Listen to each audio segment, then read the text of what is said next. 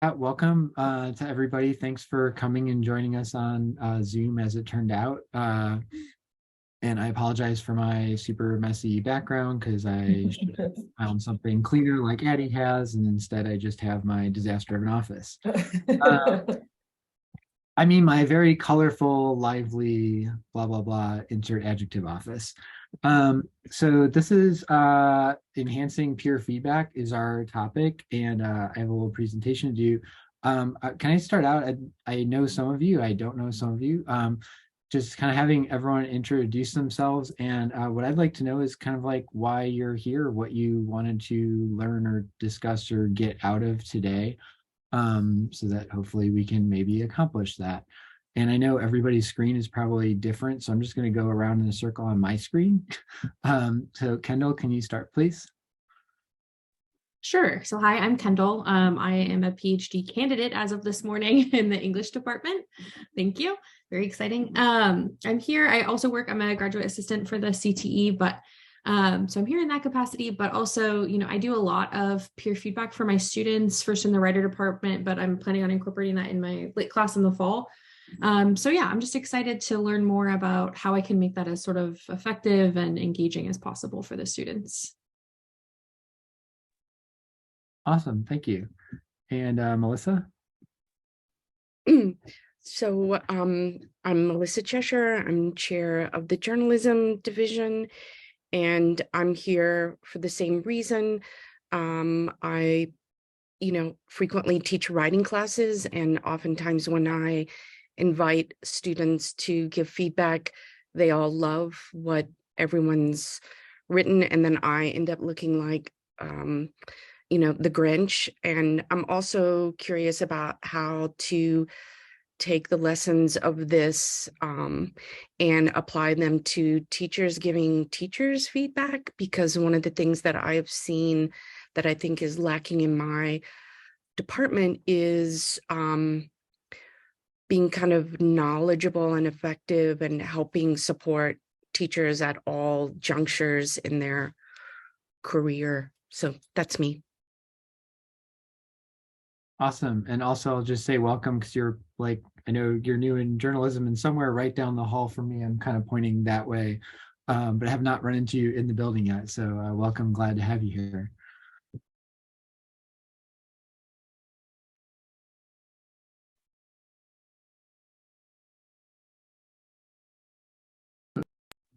Sorry, I think I muted myself when I was unmuted or vice versa. Maureen, can you introduce yourself, please?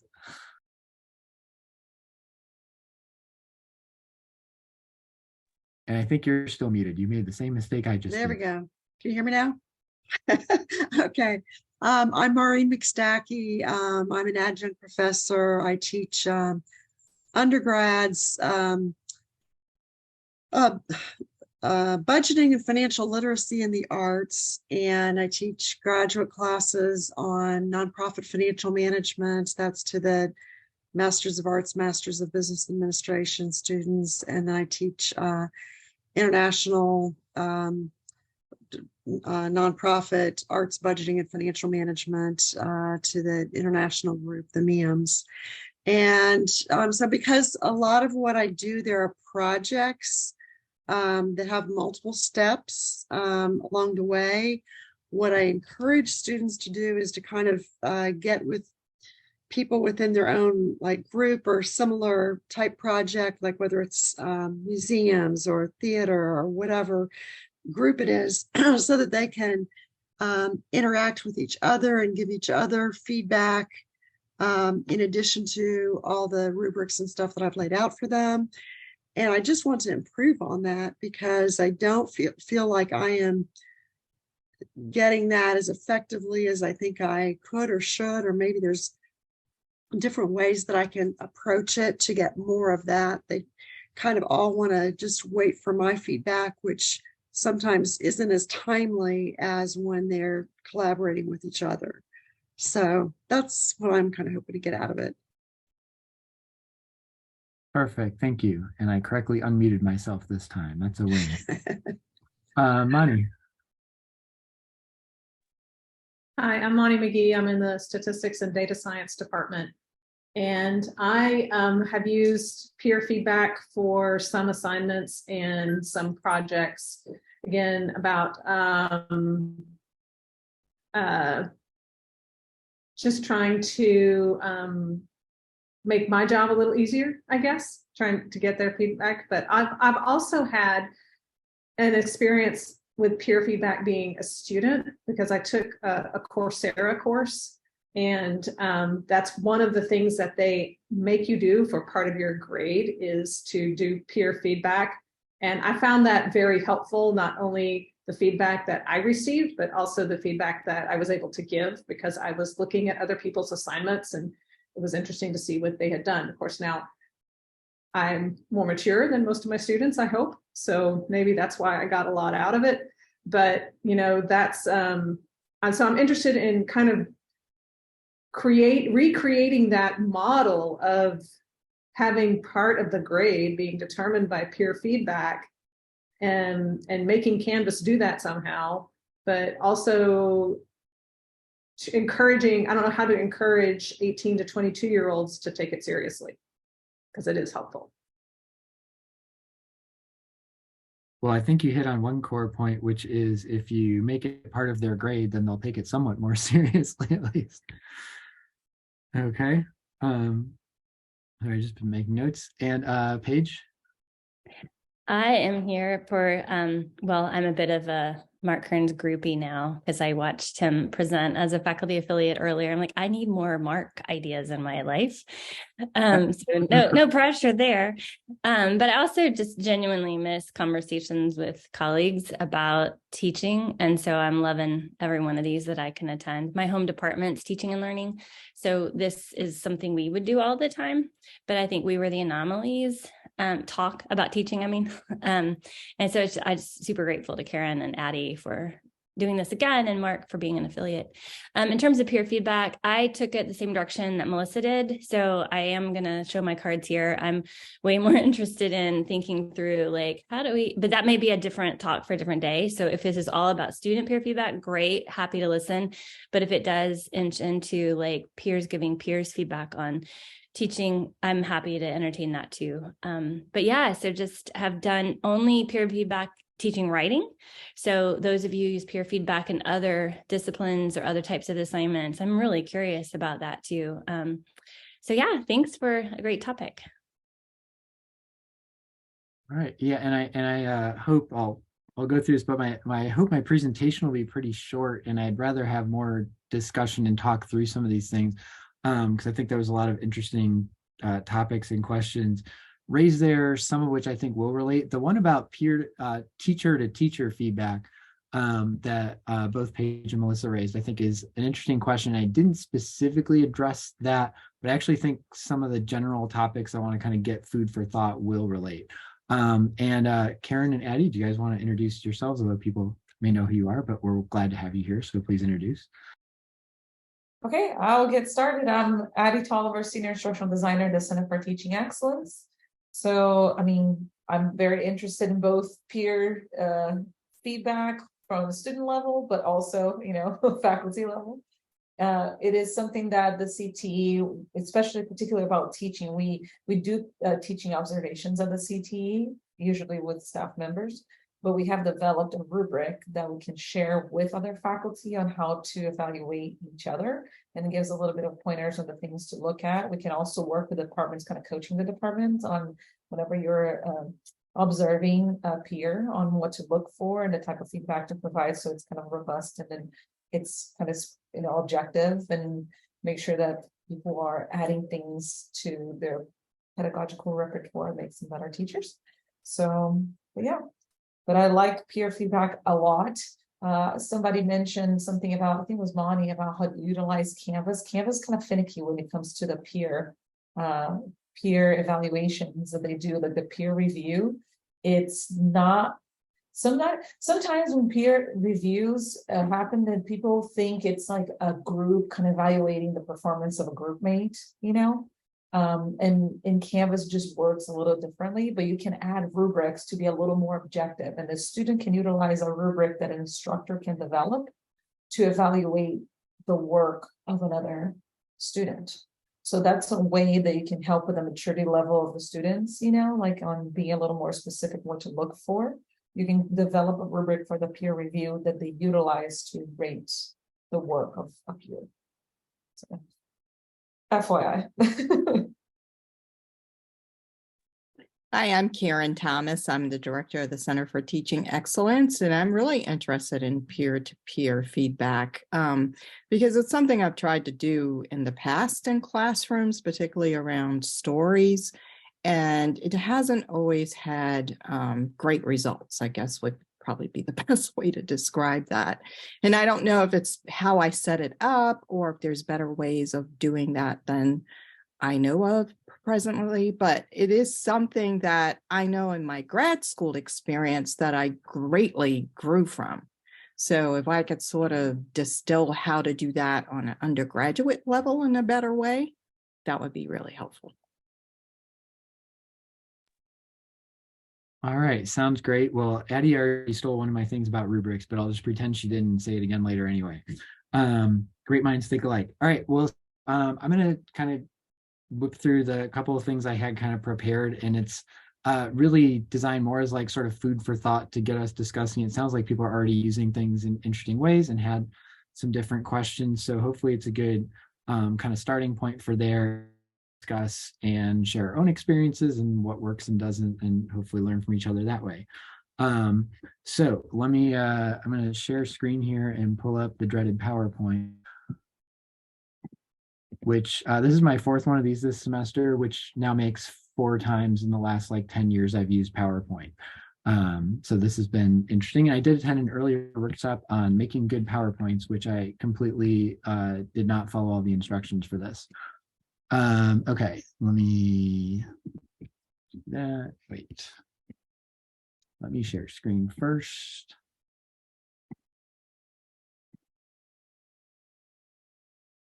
Okay, and if I do that, can everybody see the thing? Okay, cool.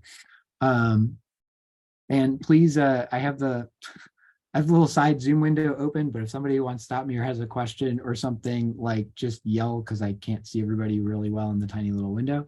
Okay, but here's our topic for today, enhancing peer feedback. Whoops. Here's my topics I wanted to hit. And again, I'm going to try to go through this pretty quickly. Some potential pitfalls or problems with peer feedback. Some of these you guys already mentioned, which is great. A couple of just like general tips, like things you should probably always be doing when you're using some form of peer feedback. And then getting to maybe some more specific tips and food for thought. And now I feel all this pressure because I think everyone is like, maybe you'll have the answers and how to solve these problems I've been dealing with forever. I don't necessarily have all the answers. I have some suggestions and ideas though. And one of those is thinking about like what your purpose is in using it and how you should use that to structure. And then kind of I don't say laundry list is kind of the wrong term, but basically just a variety of different tactics you can take and and some things maybe you've thought of, some things maybe you haven't, but some different approaches or ways you can do peer feedback depending on the specific circumstances of what class you're doing, what you're trying to accomplish with, and stuff like that. So that's kind of the agenda. I thought I'd start with the, then discussion, like I said. And I'd start with getting the kind of negative out of the way, the pitfalls, the things that can go wrong.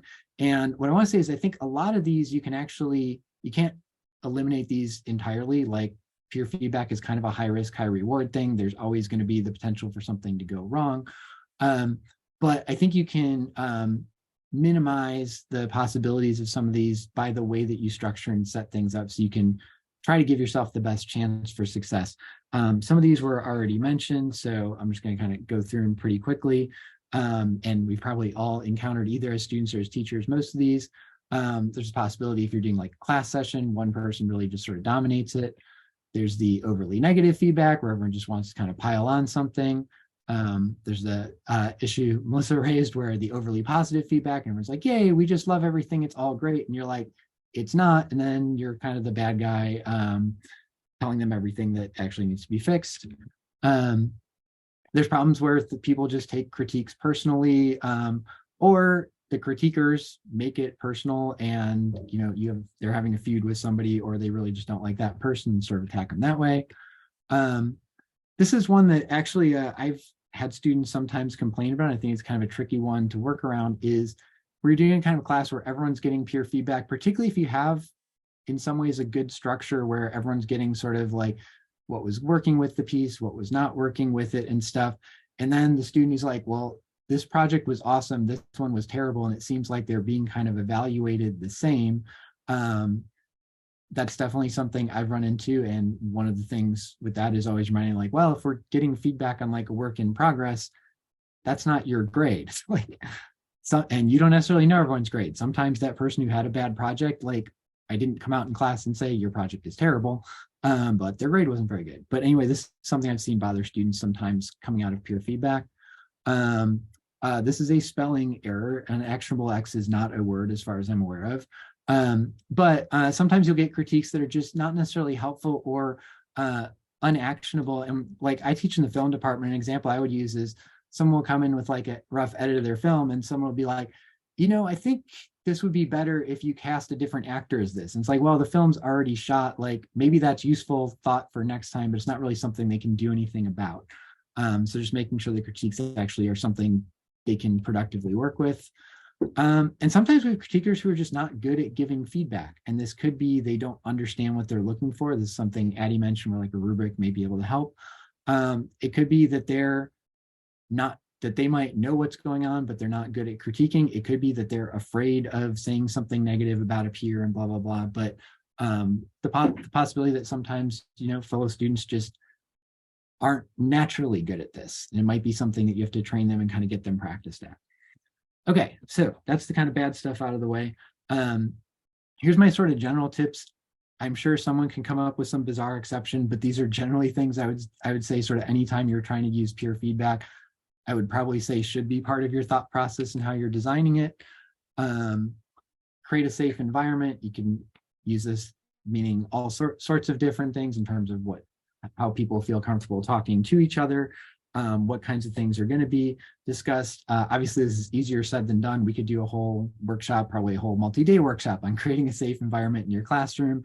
That's not the primary topic of this, but just something to think about is for good peer feedback, the students have to feel comfortable with each other and trust each other enough that they're willing to give honest feedback, they're willing to listen to other people, and they know that it's not going to be an attack on them or something that is going to be personally offensive to them, but they really trust that it will be sort of useful and a friendly, constructive environment. And friendly doesn't mean we just say nice things, but it means everything we're saying is useful and helpful to them. So that's one. This is related to that, but going back to the sort of personal thing, critique should always be tied to the material, not the person. And again, that's just, if you start veering into the students critiquing each other instead of critiquing their work, that leads to problems very quickly. This is one probably depending on what your specific class and type of projects you're doing may or may not be relevant. So, you know, in Monty's case, if you're doing sort of statistical stuff, I'm assuming that's more cut and dried and there's sort of right and wrong ways to do things. In terms of film projects, something I always stress with them is that they're each individual artists, and the goal of a critique isn't like, well, here's how I would have made this film or how I would tell this story. It's given the story you're trying to tell and the art you're trying to make, like making sure that it is helping them achieve their vision, not trying to make something else into the project you would have made. Students have to see the value in this, and this is something I'm going to get to in some of the more specific tips, but also ties to some of the questions that were raised about like making them take it seriously and how do you get them engaged in it. And I think they have to talk about how you do this, but they have to see that there's a value and a purpose to this and feel like it is worth their while and worth their effort to do this and to listen to the feedback from other people and use that productively. Oops. And last one on this list is the students have to have the necessary experience to give useful feedback. And so I'll give an example on this in one of my advanced video production classes. Very early in the semester, I think it's our second class day, all the students are pitching projects and they basically explain, here's the story I'm going to do, here's the film I'm trying to make. And because they've already been through a bunch of other courses in our curriculum, they kind of have the necessary expertise coming in to immediately give feedback to each other about like, does this story make sense? What are some potential logistical issues with it or challenges you might want to be thinking about? But then there's also aspects that they're not at that point in the semester really equipped to talk about. So for instance, like the cinematography, they might not have a great sense of how that's going to fit in or even how to give critique on it, because that's something we're going to be learning during the semester. So at that point, I don't have the students pitch much about their cinematography. I don't have them give critiques on it because they're not really at a place yet where they can do that. I'd say the same thing in my editing class. I'll show you an example of this later, where we don't even start doing peer critiques until like midway through the semester, because I really need to train them on what a useful, good critique from an editing perspective looks like. So making sure that they are in a position where they can give useful feedback. And I do think this is something we sometimes forget about, and just sort of assume like students can present something and the students will be able to talk about it productively. And depending on where they are in their learning curve and what you're asking them to critique, it's not necessarily a given. So I think it is something you want to think about ahead of time. Okay, so that's the more sort of general stuff. I want to move to like more specific strategy, interesting stuff, because basically everything I've said to this point, probably most of you already knew and did not need to come to a session to learn, but kind of getting things fresh in your head. And this is kind of, I guess I'd say as we're getting ready for discussion and like I said, some food for thought, kind of some ideas about strategies to think about how you're going to build peer feedback into your class in a productive and useful way. So the first question I would say to ask yourself is, what are you trying to accomplish?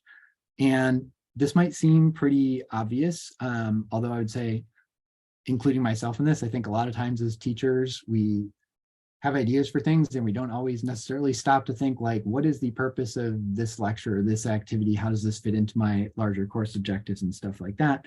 And I think in the case of peer feedback, there's actually several productive functions it can fill, but it usually isn't, depending on how you set it up, it's not doing all of them equally well. So you kind of want to think about what is the actual purpose of this critique. So here's some examples from my own experience of things of different ways that you can use peer feedback or the objectives, what it can be.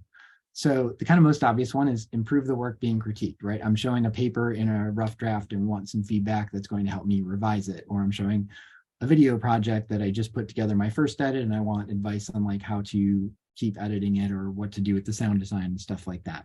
So I think this is a pretty common part of peer feedback, but doesn't always have to be part of it, and certainly doesn't always have to be the primary objective. Another way is improving future work. So a good example of this would be if you have people turning in like a final paper or a final project, and you're getting peer feedback on that at a point where they don't really have a chance to do anything about it. So in most of my classes, their final project is some sort of video. They turn it in on the last day of class or during exams week, and we always screen them and we talk about them. And at that point, unless they're going to go back and do more work after the semester, which I would absolutely love it if they would do, and I totally encourage them to do, and maybe 5% of them actually do, the rest of them, the project's done, the class is over. But the hope is whatever they get in that feedback at that point helps them in the future, and they maybe take that note like, oh, I should think about this more on my next project. Developing critiquing skills, depending on your field and what the class is and stuff. I actually think this is a really useful goal. And I'll show some examples, but I definitely use assignments where they're doing peer feedback and the goal is 100, I shouldn't say 100%. The goal is like 95% not about improving the work being critiqued. It's really about them just developing that skill of understanding how to critique something, what they're critiquing. And if it turns out it improves some other work, that's actually sort of an ancillary benefit, but not the primary focus. But if this is the primary focus versus improving the work, I'm actually going to set those up a little differently because I want to put a little different focus on it. Learning how to process and use feedback. I think this is valuable for everybody. In pretty much every field, you need to get feedback sometime, figure out how to use it. And this can be a valuable part of the process, but again, sometimes it's going to be emphasized, sometimes it's not. So you want to think about, is that a primary goal? And then lastly, this might seem, second to last, this might seem a little bit abstract, but like working towards a course objective. So I'll use an example from my editing class where one of my main course objectives, in fact, in the list of course objectives, it's literally the number one most important thing for me, is getting them to think about the big picture as an editor. And so not looking at like the little nitpicky details and stuff, but thinking about how can I use editing to really reshape the story and emotion, those sort of big things. And so the way that I designed some of the peer feedback sessions in that class is specifically about forcing them to think big picture and ignore the little details. And so I'm using peer feedback as a device, but I'm using it sometimes in places where it's not really about improving the work being critiqued. And it's not even so much about developing overall critiquing skills as about like teaching them to think this particular way. So depending on how you set up your peer feedback and a rubric you might use, you could have a specific learning objective, something you want them to learn from it.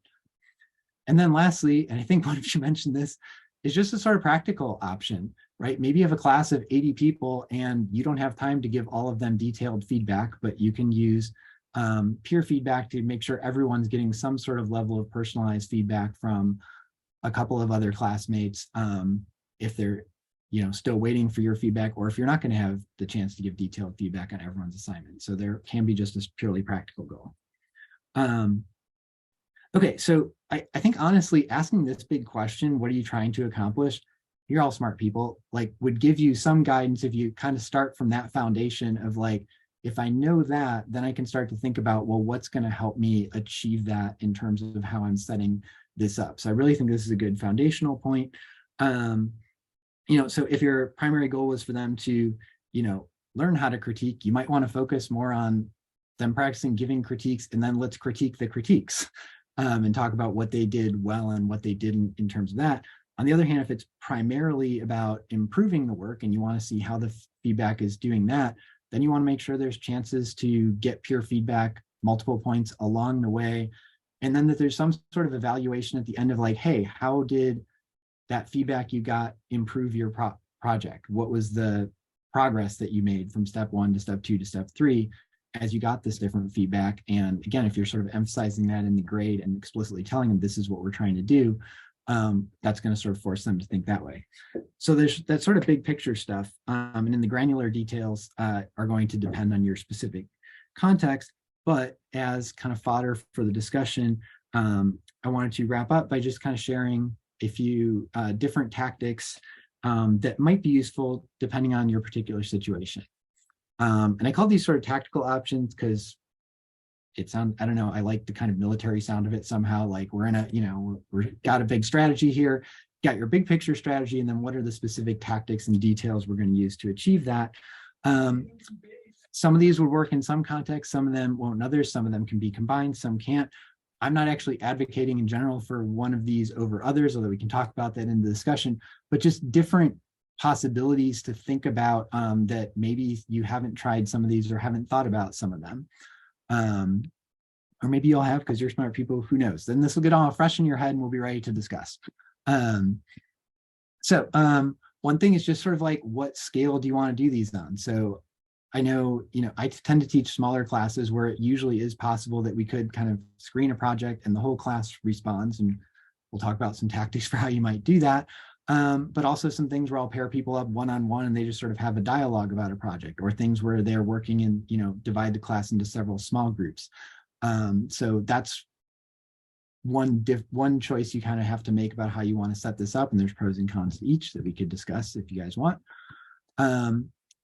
Live in class feedback versus take home. I do think my experience is, and I don't know what the particular experience of the other people in the Zoom room here is, but most of the time when I talk with people about peer feedback, they think about like something in class. Either I hand you my essay and you're sort of like scribbling notes on it, or in case of my department, like let's screen a project and then everybody kind of talk about it live in class. I think there's actually a lot of really productive, that's definitely productive. There's also a lot of productive ways you can do sort of take home options, which somebody takes their essay or takes the video home and they're going to, explore it at their leisure, have time to really think about it, and maybe write up more detailed notes on something. So that's one option to think about. If you're doing it in class, one thing to think about one possibility that can kind of avoid the one person dominating the discussion is you explicitly have a structure where you're going to go around the room and make everybody respond in some way to the work. And there's varying approaches you can do to this. Something I will throw out that I learned at one of the CTE workshops over the winter break, the dialogic, I'm blanking on the name of it, dialogic thinking or teaching. Teaching. Thank you. Dialogic teaching was I had often been a big proponent of, I shouldn't say proponent, I wasn't going around advocating it, but I often used the sort of like draw names out of a hat thing and like, kind of random order response. And somebody brought up there that actually for students with like anxiety disorders, that's super stressful. And if you can sort of plan out the order ahead of time, so that's something this semester I've been trying to switch myself more over to. But even in that case, so in one class this semester is like, okay, everyone's going to respond. And I had kind of an order of names up on the board and like, we're going to go in this order. So you know when your turn's coming, you know what's up. And as we kind of went through everybody's project, we rotated through the order, but making sure everyone has a chance to respond. And you can do that with sort of a time limit if need be, depending on the makeup of your classroom. Asking for responses to specific questions. I think this is a really valuable way to do things, particularly if there's specific things you're trying to get at. And I'll show some examples of this. But as opposed to just, let's say I showed a video, it's a rough cut of something, and then told the class like, okay, everybody, like, what do you think? Give your feedback. I might very well get some useful feedback, and a lot of students might have useful things to say. I might not, depending on where the students are and who's in the particular class and whether they know kind of like what they're looking for. So something you can do is like really this ties to Addie's point about having a rubric, but even if you're doing this live, like having specific things like, let's talk about this aspect. Let's talk about this. If it was a paper, okay, did the structure of the argument make sense? Where did you get lost in there? Let's talk about their evidence. Let's talk about, I guess you could talk about grammar and stuff if you want, although that seems kind of weird to talk about it in like a full class thing. That feels more one-on-one. Anyway, this goes to something somebody mentioned earlier about like, they're just waiting for me to talk. I don't think this is my own personal, I guess it's my session, so everything's my own personal advice, but I would say there's lots of ways to do this. Something I really try not to do is go first. I really try to wait till all the students have had their say, because if I go first or even early, what starts happening is everyone's like, well, I don't want to disagree with the instructor. So if they had something different to say, which might have been really productive, they won't say it. Or then they'll just kind of piggyback off that, like, yeah, what Mark said and this other thing.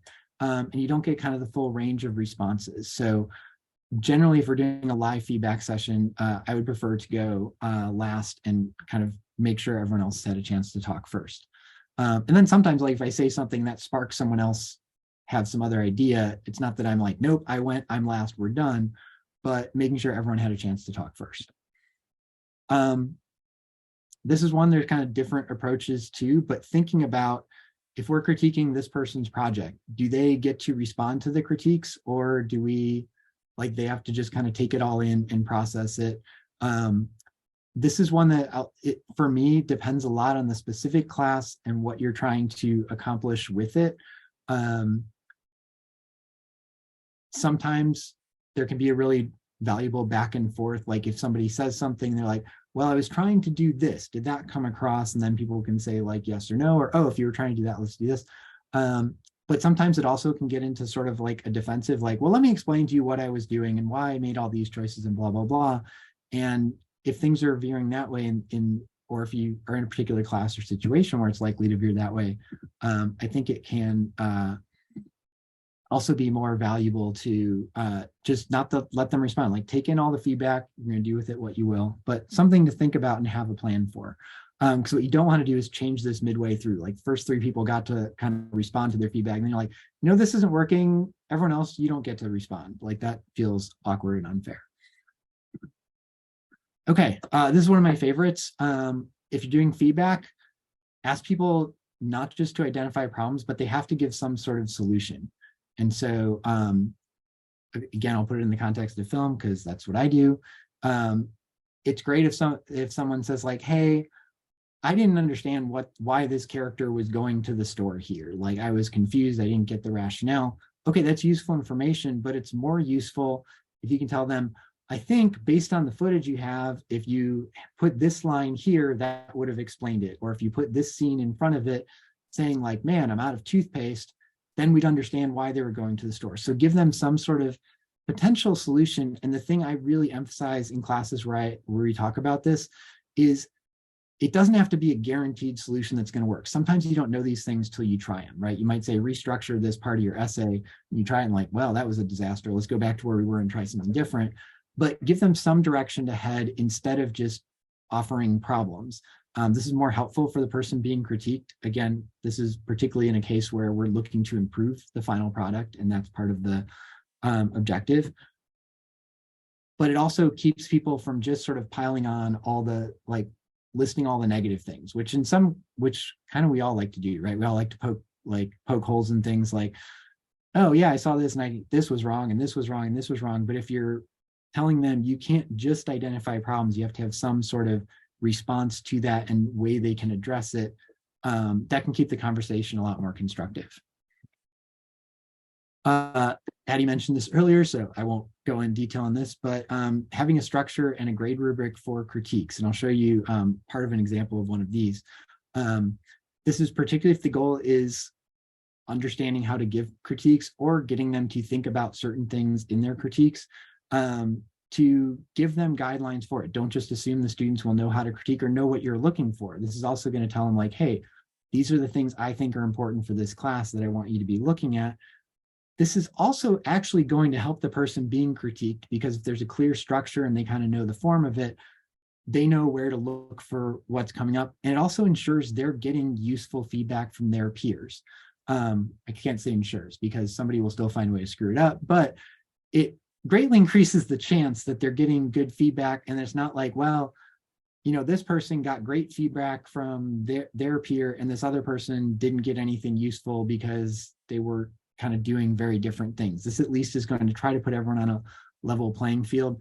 I would also say to that point, this isn't on my list, but I like to have multiple feedback. So if I'm doing written critiques, I like to make sure everyone's getting feedback from at least 2 different people. So if one of them doesn't have something interesting to say or kind of drops the ball, hopefully everyone's getting at least one really useful critique. This is another favorite technique of mine. And going to that idea of making sure they're equipped to do this and have the expertise. Take it out of the context of this is your friend, this is your peer, you're worried about what they're going to think. And I have like rough cuts of films that I've been using for 10 or 15 years and like bring in like, okay, here's a rough cut. Let's talk about critiquing it and like, where would we go from here in the edit? Let's give some feedback. And it's none of their project. Nobody has any attachment to it. And we're not actually going to do anything with the project. It's more about that act of learning how to critique in a low stakes situation where it doesn't affect anyone's project, and getting them to a point where I feel they're doing good critiques and understand what they're going for before I'm turning them loose on each other. And that is a holdover from another PowerPoint that I forgot to delete the last line. Although I think critical thinking and self-reflection are always great, so sure. Okay, last thing, a couple of just examples of setups of these I've used that draw on some of these different techniques. This is from my intro video class when they screen their first project, kind of their first time making videos. And in this case, it's a finished product. They're not going to go back and redo it. So this is not about improving the final product. This is them starting to understand how to critique, and I give them very specific things. And so I put here randomly draw names because that's how I historically have done it. And I'm not teaching this class this semester, but my plan in the future is to have more of a structured name thing. But hey, first person pulled out. They know these questions are up on the board. They know what they're going to be asked. And as they're watching the piece, they can be thinking about these. And then, okay, first person coming out. What was an effective use of visuals to convey the story? And so it's getting them to start thinking about how to critique, but I'm also trying to get them thinking about core elements of that class. So one of the core elements of an intro video class is using the camera language to convey your story. So I want them to be looking at projects and thinking about that. And then we have this sort of, constructive criticism version. Where's a place where the visuals didn't quite fit and could have been done better. And I would usually, if they say something that's just a sort of negative, I would sort of ask them like, do you have an idea with that, like something they might have been able to change or how the visuals could have helped that? Again, trying to get them to solutions. Again, it's an intro class. This is their first project, so it's their first time using the cameras. So we also just talk a little bit about technically, like tell me something they technically did well, and on their rubric, there's specific technical things they're supposed to achieve. Someone be like, oh, that rack focus, they really hit that well. Great. What was something that could have been done better technically? I'm kind of less interested in those and more the advanced classes, but in this intro class, it's a good thing to get them thinking about and being able to recognize, because one of the things that shocked me when I started teaching is some students like can't tell when footage is out of focus. And like, well, did you notice it was blurry? Like, no, I didn't. Like, let's look back at it. Oh, wow, that is blurry. I'm like, how are you making films? Anyway, that was an aside. And then I always like, you guys know the thing about like a feedback sandwich. I always like to, particularly in this intro class, like end with something positive and a nice easy one, like give them like, hey, you just saw this project. Tell me something you really liked about it that they did. Okay, let's move to like a more intermediate one. This is totally stolen from the dialogic teaching workshop, but I used it this semester. It worked pretty well, although I'll give one caveat. So everyone pitched their stories, everyone has a little bit of time to think, and then pre-assigned students explain different things. So one student goes through and tells just sort of the actions, like, okay, as you explain the story, here's what I heard happen. This person goes to the store, meets this person, they have a meet cute, then they find out he's married, then they, and just like the plot details. Second person goes like, here's the emotions I heard come up in this thing and how the main character is feeling, and maybe what the sort of emotional arc of the whole project or how it made me feel is. And then third person goes and tells the thematic standpoint. What I liked about this is coming right off of somebody pitching. It's making people think about like really what was in their story and giving us a chance to process it, and be really useful, it turns out, for the filmmaker, because sometimes someone will say like, well, here's the story as I heard it. And they're like, oh, that was not the story as I intended it. So maybe I'm not explaining this well. So just kind of reiterating these things back turned out to be really helpful. Then we go around, give everyone else a chance to share their thoughts. And then there's finally one other assigned person who will go last in this initial part and kicks off discussion with a kind of question, and then the person gets to respond, and we kind of open it up free form from there. I thought this worked amazingly well in the CT workshop. I will share the challenge I ran into doing this in class is something somebody had mentioned about just kind of the like level of maturity. And so I'll use the emotions example. I remember doing this at our table in the dialogic teaching workshop, and somebody shared a story, and then we went around and like, we were like, well, I think first you were feeling this, then it probably morphed into this, and then I got a sense of this from this other character. And when I tried doing this the first time in class, someone was like, I thought the character seemed pretty happy. And that was kind of it. So something I learned from that is this is another one that requires a little more setup, and I would do like a practice run where I'm sort of demonstrating, here's how the detail you're supposed to be thinking about with these, instead of just assuming that they would immediately be at the same level that a group of faculty were, which again, that's not the student's fault, that was my faulty assumption. So one of those places where I should have taken my own advice and done some sort of practice thing beforehand. And then last one for this example thing, this is for editing class where I have them do a lot of written critiques. These are sort of take-home things, watch somebody's cut, write it up, and I give them a very specific list of here's what you're supposed to do for each of these things. Here's how many things I want you to list. Here's how to organize it. And this is something they practice beforehand. In fact, one of their first assignments in that class is like, I give them an old rough cut of something else. And the assignment's literally called practice critique. It's like, write up your critique. If you turn something in, you get credit for it, but I also grade it. And I'm like, hey, if this was graded, here's the score you would have gotten. Here's what you did well, here's what you didn't. I have a full rubric for all this, and really giving them a chance to practice from a grade standpoint and from a giving critique standpoint before they're doing it on each other. So they've all had a couple of chances to go through it and practice thinking about a critique, but also doing it in this form that I want and thinking about it in the way that I wanted them to. So those are my examples. That was my presentation, and I will stop share and open it up to whatever we want to talk about, questions you guys have for me, for each other. And I'd also love to hear if anyone else has particularly good like peer feedback exercises you use and want to talk about or share with the rest of the group. So I'm just going to open up whoever wants to talk here. Oh, and Constantine just joined. Hi.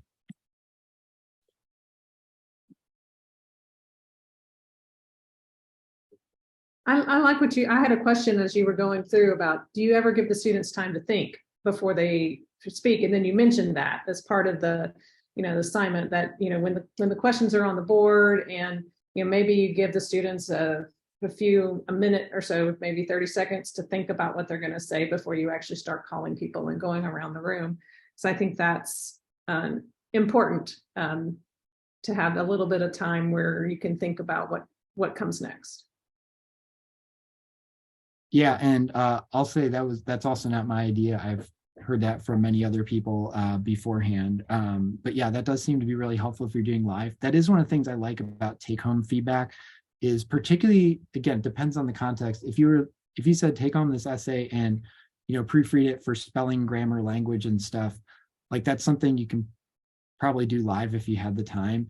If it's something where I'm asking them to really think about like, what's the big structure of this? Does this need a major, page one overhaul? And how could you do that?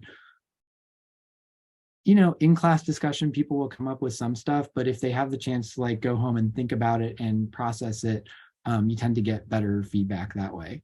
But there's also the practical question of like, how many things are we sharing in class? How much time does it take to discuss each one? You can't have 10 minutes to stop and think about each one before you talk. So working within the structures we have. Mark, do you have a preference over small group work versus whole class? Because I found it easier doing this like either peer-to-peer or a small group than overall using the larger class to sort of give feedback on one person's work at a time. Yeah, that's a great question, Karen. I would say, I think it depends. I use some of both in my classes. Also, I should share with everybody, I teach film production and my classes are pretty small. So I have a huge advantage in terms of like just what's at least available to me. So if I had a 40-person class, even if I wanted to, I couldn't do like the whole class critiques everyone's project. I usually have the option that we could do that if we want. What I would say is, for me, it often depends on the I'm blanking on the word, the kind of phase of the project, like how far along it is. So like a lot of times, if it's a video project, early on, if it's like a first cut or when they're pitching their stories, I found it's more useful to get more different people's input on it and get them thinking more. Again, if you have the time and ability to do it. When it gets to something where like maybe they've already been through a couple of this and they're really trying to fine tune, that seems not very efficient to have everybody watch everyone's project and like talk about the same things, where if I compare them with 2 or 3 other people, they're still going to get some useful feedback. We can kind of move through it more efficiently, and like they can spend more time on each. Like they could sit with each other at a computer, like, yeah, this scene right here was dragging a little bit, can we tighten this up? And so I tend to, if I have the option, do kind of like full group early on in a project and small group or one-on-ones later. But again, that's partly like I have the freedom to do that. And I do think to one other point of your question, Karen, I think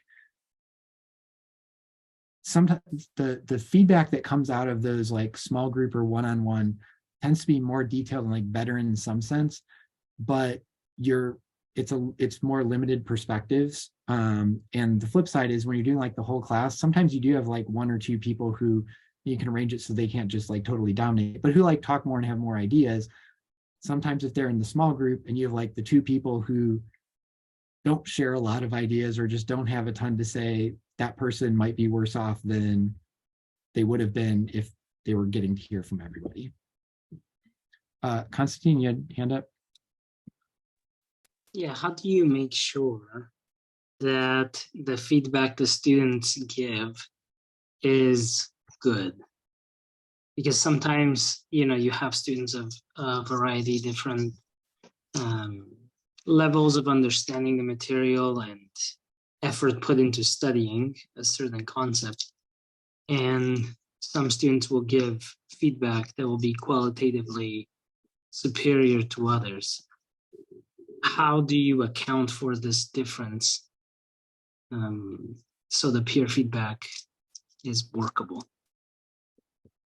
Yeah, great question. If I had a perfect solution to that, like I would be patenting it and marketing it. I would say, so one thing, like making sure they're getting feedback from multiple people. So again, like if I'm doing written feedback, I basically never use like you just get one other person. Like they're going to get at least feedback from a couple of other people. And so your hope is, if not everyone in the class is completely lost and incompetent, like hopefully they're getting at least some useful. They're also getting feedback from me on most things, so they can kind of balance those all against each other. The other thing I would say is, look, I think it depends on the class, but in most of my classes, part of the goal of peer feedback is them understanding how to process and use the feedback. And it's a little, I'm speaking also, this is like in an arts context where a lot of things are more subjective. Like they're not giving feedback that's literally flat out wrong. Like, well, I think you should put the lens cap on the camera next time you're shooting or something. But part of it is like, okay, you need to recognize like what's the useful feedback and what's not. And this is going back to an earlier workshop I had. This is something that I tie into like their exam. One of their exam questions is like, tell me about a time where you took somebody's feedback and it turned out the feedback wasn't good and it hurt your project, because I want them to like reflect on that ability to, and like it's a learning process. Like everybody has an answer to that. But like reflect on, well, why did I take that feedback if it turned out to be bad? So I don't know if that's a full-on answer, because there isn't 100% answer, but that's kind of my take on it. Paige. And also I'll note, Melissa posted some stuff about in the chat about the community rules and guidelines, which is another great strategy. Thank you for sharing that. And that was something, again, Jill at the winter workshop spent a lot of time on, so more shout out for CTE workshops. Sorry, Paige, go ahead. That's great. I resonate with so much of what you said. It's really cool to see it kind of across campus like this. I especially like the safe environment, and then the specificity. Often you have them looking at something really specific instead of, here's my project, what, globally, how's it going, right? But just giving them like bite-sized things to get feedback on. I found that's really helpful. I teach mostly graduate students, and we have this activity where we do role plays. So we let the person who is getting the feedback, like you said, they shouldn't talk. Like we have this rule, they're not allowed to talk while they're getting the feedback, because they'll get real defensive real fast, and they don't get feedback, they just justify what they've done. But then we let the person who's getting the feedback choose among these roles. I'm going to quickly share my screen, and we kind of made them cute because they're graduate student teachers. But we have these, you have to, if you're the writer and you're getting feedback, you have to choose your 3 people in a group, and you have to choose one person to give you global feedback on your writing, organization, ideas, blah, blah, blah. And another person has to give you that local feedback, like the fine-grained sentences or words or grammar, right? So you get some choice that you can say, like, I'm having a bad day. I just want someone in this peer review to give me positive feedback. Just be a cheerleader. Don't tell me what needs to improve. Or I want to get better. You're my coach. And so there's a little bit of volition, a little bit of control they have in how they're going to receive the feedback, that they can kind of be playful with and have some control, I guess. And then the tattoo artist is one of the favorites. Like your job is to make it zestier, because what we found is it's so overwhelming to give feedback. First of all, the people giving feedback are like, I don't even know where to start. Secondly, they don't feel like they have permission to be critical. Even though the teacher has said they can be critical, they don't believe it because they're trying to manage peer relationships. So we found that role playing, even with mine are adult learners, yours are young adult learners, role playing gave them permission, because then they could say, well, you asked for a coach, or, well, you asked for this. Do you want to switch to a cheerleader? And it just brought an element of play into it, and gave permission to focus on the one thing. So anyway, I just wanted to quickly share that and see if that's helpful. to you because it resonated with so many things that you're doing. Yeah, I think that's fantastic. Maureen asked if you could share, and I would agree. I would love to see the whole list. That's awesome. Oh, you saw the whole list. It's just 6, but it's 6 roles. But you yeah, but like make it was up your scrolling by own. fast. I want to be able to read it. Okay, yeah, sounds good. Yeah, just two things quick that thanks, Paige. That is awesome. I'm going to totally steal it, and then give you credit. I will cite it, but steal it. Two things that sparked in me. One about you said like the having permission. I found something that's really made a big difference personally in my experience with my own students. So take it for what it's worth. You know, N of how many classes I've taught here is being really explicit about the purpose of the feedback. And so like the very first time in a class we're going to be doing it. So I'll use an example like on my intermediate video where they're sharing stuff like basically every week, and we're kind of workshopping it and trying to get it better. I say like, look, this is the goal. Like the worst thing you can do for someone is if you see a problem now, not tell them, and they're stuck with that problem for the rest of their film till a point where they can't fix it anymore. Like the purpose of this is to help you guys have better projects at the end. And the only way we can do that is if you sort of point out anything where it could be improved at every stage through the process. And they've really bought into that, honestly. Like they see how it helps other people's projects, and they take that responsibility then seriously, like, hey, I am going to help everybody else. Crap, there's something else the other thing, sorry, when you had the role players up and I was thinking I was reading the friend one, the question that Paige and Melissa asked earlier about like teacher to teacher feedback, the role playing thing there, I don't know, I think we could probably all like do it without officially role playing and be okay with that. Although I might like to role play, that might be fun. But I was thinking some of the most useful teaching feedback I've gotten is from people who kind of are in that friend role, in the sense of somebody who doesn't know your subject at all. And like, I remember like during my third year review, sitting down after with some of the people who sat in on my classes, and some of them were from outside my department. And like, they had no idea if the content I was saying was right. Like I could have been completely making stuff up and they would have had no idea.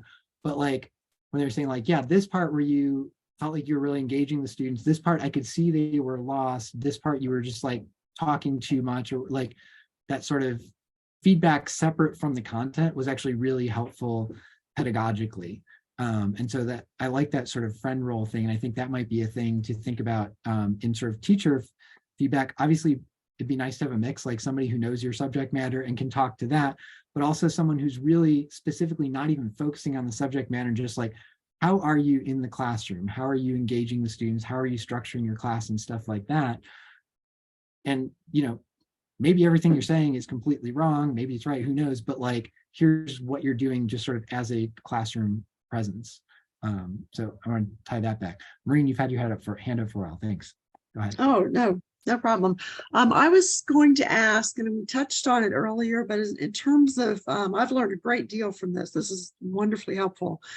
But in terms of using Canvas to, like, I guess I'm curious as to how many people actually, have specific grades for peer review and how they're using Canvas. I've got very specific rubrics for my projects. So I assume that I can kind of use those, but I've not really incorporated that. Our peer review has been more informal.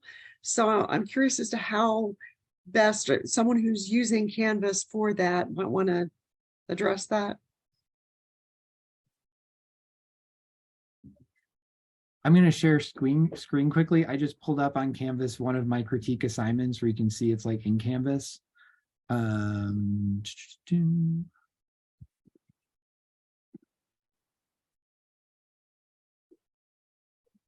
Okay, can you guys see this?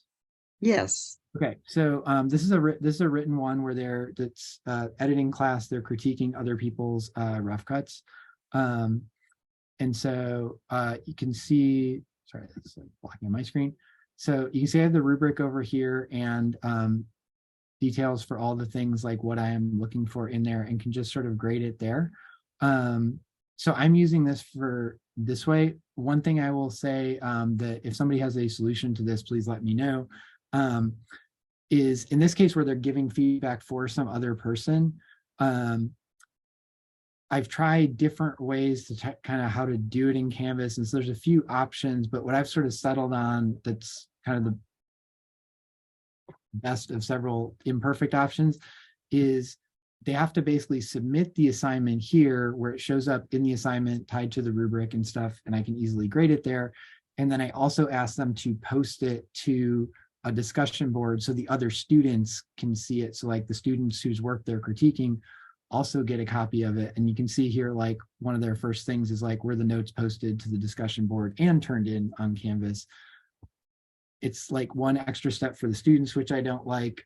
If someone has a better solution to that, please let me know. But that would be the one place where I've sort of had issues. And I know you can create groups and stuff, but I'm always changing up like who's critiquing who and stuff. So it turns out, in my experience, not to be kind of like a lot of bang for the buck. I'll also say, for anyone who's at my specs grading presentation, I find Canvas really limiting in terms of how it sets up grading. And so I do a lot of stuff that is, so I definitely have a lot, to your original question, I have a lot of critiques in all my classes that are graded and are part of their final grade. How well or badly it's integrated into Canvas is kind of a separate question depending on the class. So in this one, it is in the rubrics in Canvas, but then it has the downside that for the person who they're critiquing to actually see it, they kind of have to share it in some other way as well.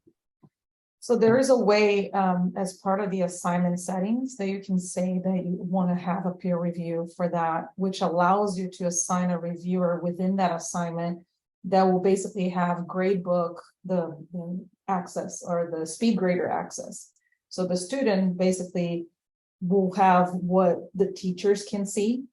And so they can use even the rubric, and if you use the rubric to grade the assignment, they can use it as like buttons to kind of click and select and use the common feature. The only thing is that if you are assessing the quality of that peer review, so like if you're requiring them, in addition to using the rubric, to have some sort of comment in the comment box, that's a little more robust, then you would have to create a separate assignment to then evaluate the quality of the peer review. So there's some workarounds to it. Ultimately, anything that you want to do in Canvas can be done, but it's not that the Canvas is going to be super easy to set up, or it's just going to have workarounds. So we're happy to, at the CT, to sit down with people if they want to do it, or figure out a workaround. The ATSDs are also very capable to kind of help you set those things up to make sure that you're meeting the goals. So ideally, you just need to figure out what your goals are and how you want people to be evaluating each other. That's the main thing that you need to think of as the instructor. And then we'll figure out how the technology will support you. Yeah, and Marina, I should mention that example I showed in that one, the assignment itself was the critique. So the students had already posted as a separate thing their rough edits. And so what I was showing was the rubric for grading the critique. And so in that case, that was the actual assignment, was the critique itself, not the assignment that was being peer feedbacked. That's not a word, but you know what I mean.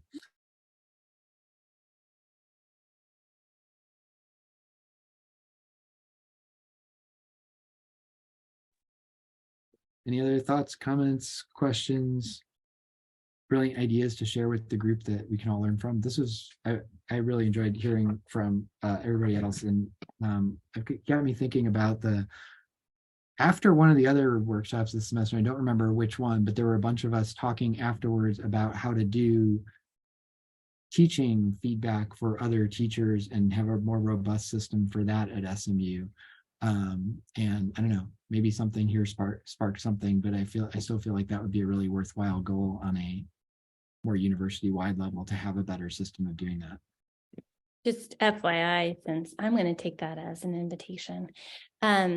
Karen and I, and probably Addie, if Karen has had a chance to talk with her about it, but we're going to be organizing over the summer and fall conversations with faculty about what counts as evidence for high quality and outstanding teaching. So our goal is to ask Kirsten Ferguson, who's the provost faculty fellow for equity and inclusion, to take all the examples of evidence for high quality teaching that are in our peer and aspirant school guidelines and any that are within SMU guidelines, and put together like a one-pager of what would count as evidence, and then take that one pager around to these focus groups of faculty and say, hey, what do you think of this? And do you see equity issues, and where are they? And what have we not thought about? And what would it take in terms of infrastructure to make this happen? And how can this be made more visible, more valuable in our community? And I think it would align well with the promotion guidelines that are coming down the pike, and also strengthen what we see in promotion packages for tenure line faculty as well. So I know that in your department, Derek and I have had some conversations about wanting to create a culture where it's not feeling punitive or evaluative, but it feels like this is our culture. And I think you are such a model of that, Mark, with like coming into CTE to give these workshops. So we're hoping that this scales up pretty fast into a larger conversation. So I've taken names to invite y'all to be in one of the focus groups. And anyway, so yeah, I agree. I think there is a time and a place, and now is that time and place at SMU. Yeah, I wanted to echo that, and we're running out of time, but I really wanted to thank Mark and Constantine for your really thoughtful workshops this semester. It has raised the level of what we do at the CTE tremendously, and I applaud you both because they have really been terrific. So stay tuned, more to come. We're building a lounge workshop at the CTE so you can linger as long as you like and have these conversations with coffee. and I just greatly appreciate you both. Well, and just thanks to Karen and Addie for doing this.